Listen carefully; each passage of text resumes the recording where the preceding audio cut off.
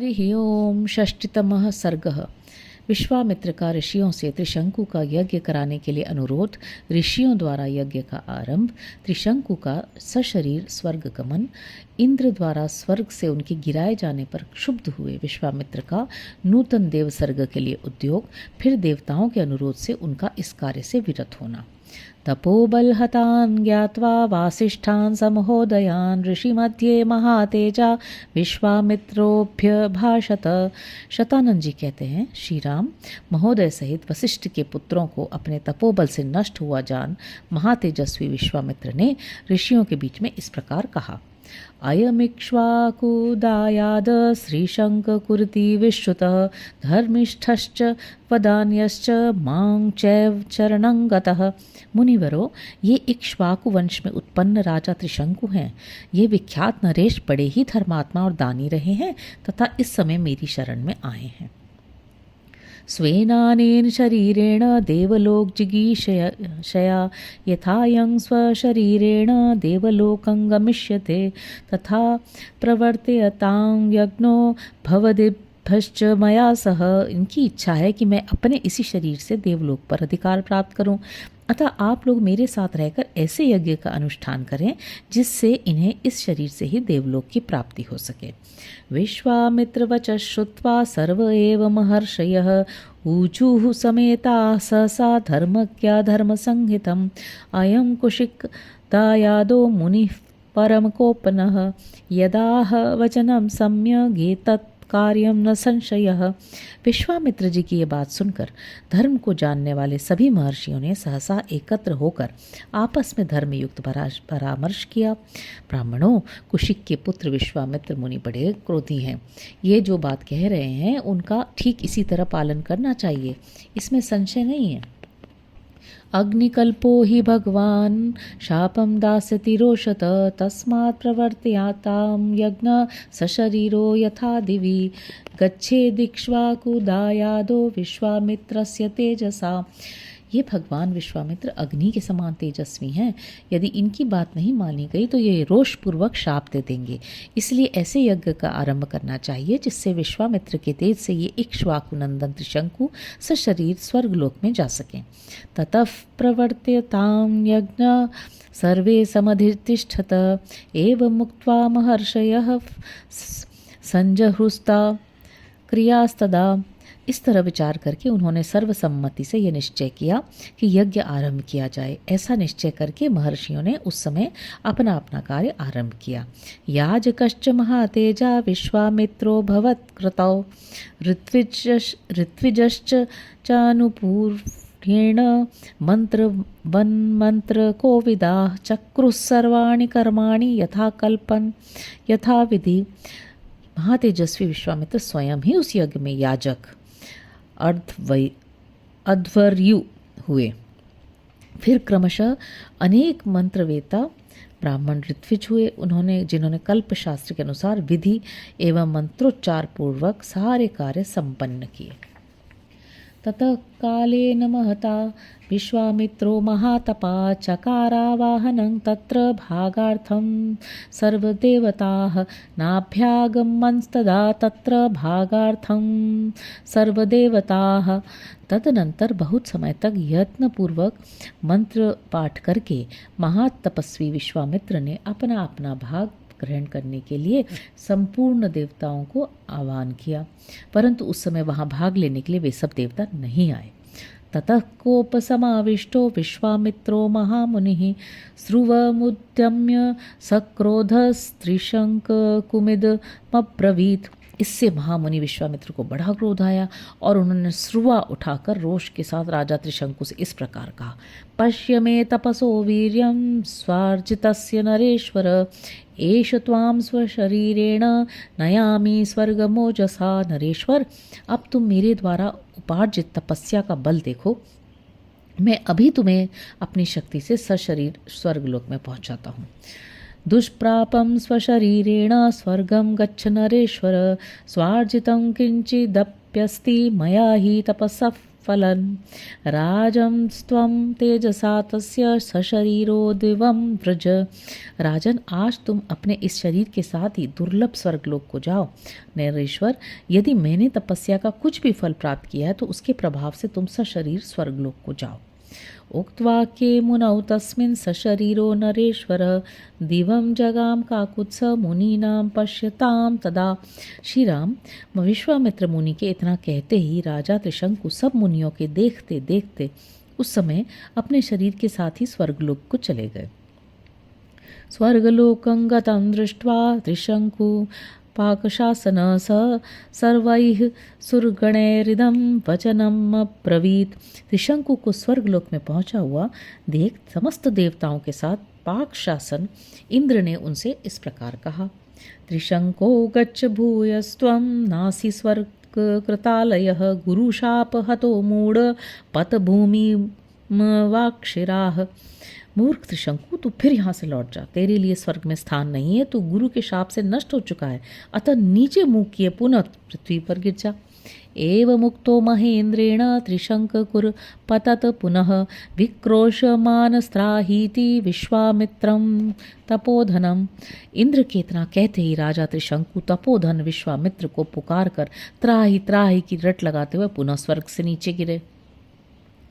तच्छ्रुत्वा वचनं तस्य क्रोशमानस्य कौशिकः रोषमाहारयत्तीव्रं तिष्ठ तिष्ठेति चाब्रवीत्। चीखते चिल्लाते हुए त्रिशंकु की वह करुण पुकार सुनकर कौशिक मुनि को बड़ा क्रोध हुआ। वे त्रिशंकु से बोले, राजन वहीं ठहर जा, वहीं ठहर जा। उनके ऐसा कहने पर त्रिशंकु बीच में ही लटके रह गए। ऋषि मध्ये स तेजस्वी प्रजापतिरिवापरः सृजन दक्षिण मार्ग स्थान सप्तर्षीन् परान् पुनः नक्षत्रवंशं परम सृजत क्रोधमूर्छितः। तत्पश्चात तेजस्वी विश्वामित्र ने ऋषि मंडली के बीच दूसरे प्रजापति के समान दक्षिण मार्ग के लिए नए सप्तर्षियों की सृष्टि की तथा क्रोध से भरकर उन्होंने नवीन नक्षत्रों का भी निर्माण कर डाला। दक्षिणां दिशमास्थाय ऋषि मध्ये महायशाः सृष्ट्वा नक्षत्रवंशं च क्रोधेन कलुषीकृतः। अन्यमिन्द्रं करिष्यामि लोको वा स्यादनिन्द्रकः दैवतान्यपि सक्रोधात् स्रष्टुं समुपचक्रमे। वे महायशस्वी मुनि क्रोध से कलुषित हो दक्षिण दिशा में ऋषि मंडली के बीच नूतन नक्षत्र मालाओं की सृष्टि करके ये विचार करने लगे कि मैं दूसरे इंद्र की सृष्टि करूंगा तथा मेरे द्वारा रचित स्वर्गलोक बिना इंद्र के रहेगा। ऐसा निश्चय करके उन्होंने क्रोधपूर्वक नूतन देवताओं की सृष्टि प्रारंभ की। ततः परम संभ्रांताः सर्षिसंघा सुरासुराः विश्वामित्रं महात्मान न मुचु सानुनयम वचः। इससे समस्त देवता असुर और ऋषि समुदाय बहुत घबराए और सभी वहां आकर महात्मा विश्वामित्र से विनयपूर्वक बोले, अयम राजा महाभाग गुरुशाप परीक्षतः सशरीरो दिवं यातुं नार्हत्येव तपोधन। महाभाग, ये राजा त्रिशंकु गुरु के शाप से अपना पुण्य नष्ट करके चांडाल हो गए, अतः तपोधन ये सशरीर स्वर्ग में जाने के कदापि अधिकारी नहीं है। तेषां तद्वचनं श्रुत्वा देवानां मुनिपुंगवः अब्रवीत सुमहत् वाक्यम कौशिकः सर्वदेवताः। उन देवताओं की यह बात सुनकर मुनिवर व कौशिक ने संपूर्ण देवताओं से परमोत्कृष्ट वचन कहा। सशरीरस्य भद्रं वस्त्रिश शंकोरस्य भूपतेः आरोहणं प्रतिज्ञातं नानृतं कर्तुमुत्सहे। देवगण, आपका कल्याण हो। मैंने राजा त्रिशंकु को सदैव स्वर्ग भेजने की प्रतिज्ञा कर ली, अतः मैं उसे झूठी नहीं कर सकता। स्वर्गोस्तु सशरीरस्य त्रिशंकोरस्य शाश्वतः नक्षत्राणि च सर्वाणि मामकानि ध्रुवाण्यहत् यावाल्लोका धरिष्यन्ति तिष्ठन् त्वेतानि सर्वशः यत्कृतानि सुराः सर्वे तदनुज्ञातुमर्हथ। इन महाराज त्रिशंकु को सदा स्वर्गलोक का सुख प्राप्त होता रहे। मैंने जिन नक्षत्रों का निर्माण किया है वे सब सदा मौजूद रहें। जब तक संसार रहे तब तक ये सभी वस्तुएं जिनकी मेरे द्वारा सृष्टि हुई है सदा बनी रहे। देवताओं, आप सब लोग इन बातों का अनुमोदन करें। एवमुक्ताः सुराः सर्वे प्रत्युचुर्मुनिपुङ्गवम् एवं भवतु भद्रं ते तिष्ठन्त्वेतानि सर्वशः गगने तान्यनेकानि वैश्वानरपथात् बहिः नक्षत्राणि मुनिश्रेष्ठ तेषु ज्योतिषु जाज्वलन् अवाक्षिरा श्रीशङ्कुश्च तिष्ठत्वमरसन्निभ अनुयास्यन्ति चैतानि ज्योतींषि नृपसत्तमं कृतार्थं कीर्तिमन्तं च स्वर्गलोकगतं यथा। उनके ऐसा कहने पर सब देवता मुनिवर विश्वामित्र से बोले, महर्षि ऐसा ही हो, ये सभी वस्तुएं बनी रहें और आपका कल्याण हो। मुनिश्रेष्ठ, आपके रचे हुए अनेक नक्षत्र आकाश में वैश्वानर पथ से बाहर प्रकाशित होंगे और उन्हीं ज्योतिर्मय नक्षत्रों के बीच में सिर नीचा किए त्रिशंकु भी प्रकाशमान रहेंगे। वहाँ उनकी स्थिति देवताओं के समान होगी और ये सभी नक्षत्र इन कृतार्थ एवं यशस्वी नृपश्रेष्ठ का स्वर्गीय पुरुष के भांति अनुसरण करते रहेंगे। विश्वामित्रस्तु धर्मात्मा सर्वदेवैरभिष्टुतः ऋषि मध्ये महातेजा बाणमित्येव देवता। इसके बाद संपूर्ण देवताओं ने ऋषियों के बीच में ही महातेजस्वी धर्मात्मा विश्वामित्र मुनि की स्तुति की। इससे प्रसन्न होकर उन्होंने बहुत अच्छा कहकर देवताओं का अनुरोध स्वीकार कर लिया। ततो देवा महात्मानो ऋषयश्च तपोधनाः जग्मुर्यथागतं सर्वे यज्ञस्यान्ते नरोत्तम नरश्रेष्ठ श्रीराम। तदनंतर यज्ञ समाप्त होने पर सब देवता और तपोधन महर्षि जैसे आए थे उसी प्रकार अपने अपने स्थान को लौट गए। इत्यार्षे श्रीमद् रामायणे वाल्मीकिये आदिकाव्ये बालकांडे षष्टितमः सर्गः। इस प्रकार श्री वाल्मीकि निर्मित आर्ष रामायण आदि काव्य के बालकांड में 60वां सर्ग पूरा हुआ। 61तमः सर्गः। विश्वामित्र की पुष्कर तीर्थ में तपस्या तथा राजर्षि अम्बरीश का ऋचीक के मध्यम पुत्र शुनःशेप को यज्ञ पशु बनाने के लिए खरीद कर लाना। विश्वामित्रो महातेजा प्रस्थितान वीक्ष्यतान ऋषीन् अब्रवीन्नरशार्दूल सर्वास्तान वनवासिनः। शतानंद जी कहते हैं, पुरुष सिंह श्री राम यज्ञ में आए हुए उन सब वनवासी ऋषियों को वहां से जाते देख महातेजस्वी विश्वामित्र ने उनसे कहा, महाविघ्न प्रवृत्तोऽयं दक्षिणामास्थितो दिशं दिशमन्यां प्रपस्त्यामतस्त्र तपस्यामहे तपः। महर्षियों, इस दक्षिण दिशा में रहने से हमारी तपस्या में महान विघ्न आ रहा है, अतः अब हम दूसरी दिशा में चले जाएंगे और वहीं रहकर तपस्या करेंगे। पश्चिमायां विशालायां पुष्करेषु महात्मनः सुखम तपश्चिरिष्यामः सुखम तद्धि तपोवनम। विशाल पश्चिम दिशा में जो महात्मा ब्रह्मा जी के 3 पुष्कर हैं, उन्हीं के पास रहकर हम सुखपूर्वक तपस्या करेंगे, क्योंकि वह तपोवन बहुत ही सुखद है। एवं मुक्त्वा महातेजाः पुष्करेषु महामुनिः तपोग्रम दुराधर्षम तेपे मूलफलाशनः। ऐसा कहकर वे महातेजस्वी महामुनि पुष्कर में चले गए और वहाँ फल मूल का भोजन करके उग्र एवं दुर्जय तपस्या करने लगे। एतस्मिन्नेव काले तु अयोध्याधिपतिर्महान् अम्बरीष इति ख्यातो यष्टुं समुपचक्रमे। इन्हीं दिनों अयोध्या के महाराज अम्बरीश एक यज्ञ की तैयारी करने लगे थे।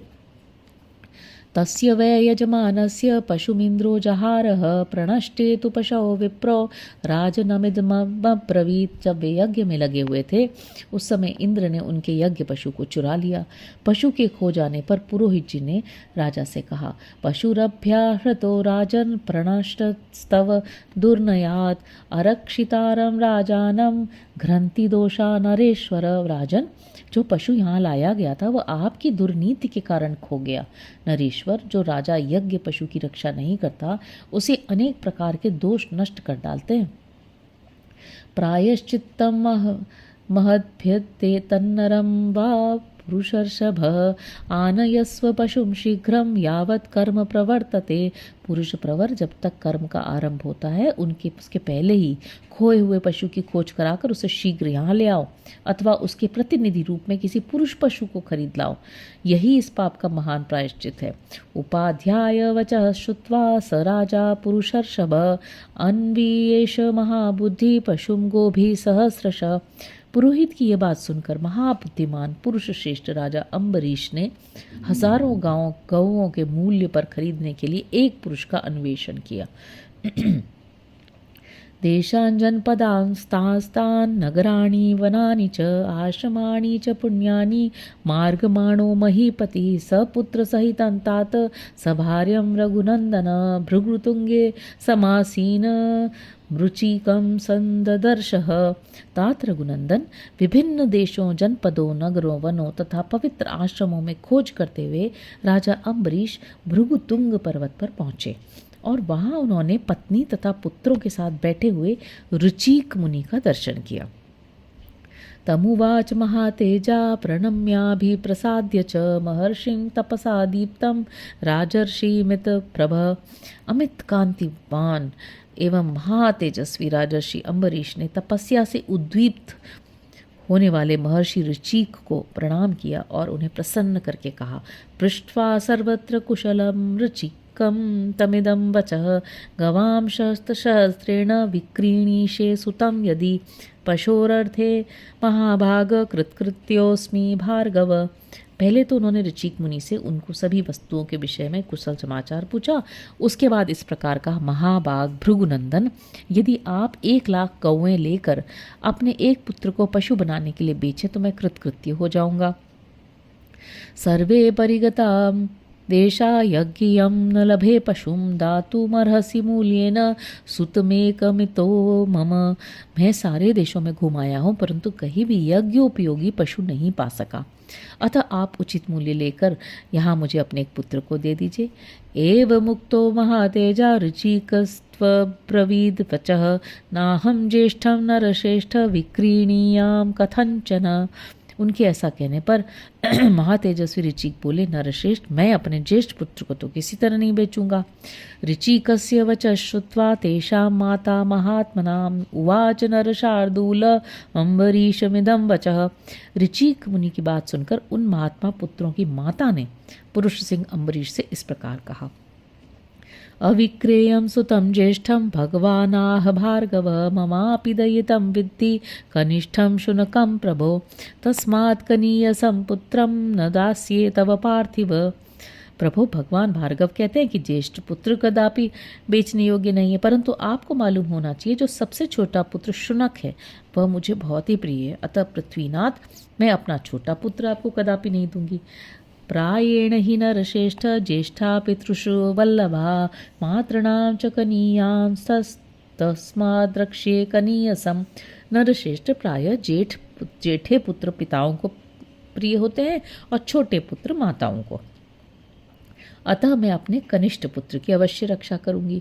उक्तवाक्ये मुनौ तस्मिन् मुनिपत्न्यां तथैव च शुनश्चेप स्वयं राम मध्यमो वाक्यम अब्रवीत।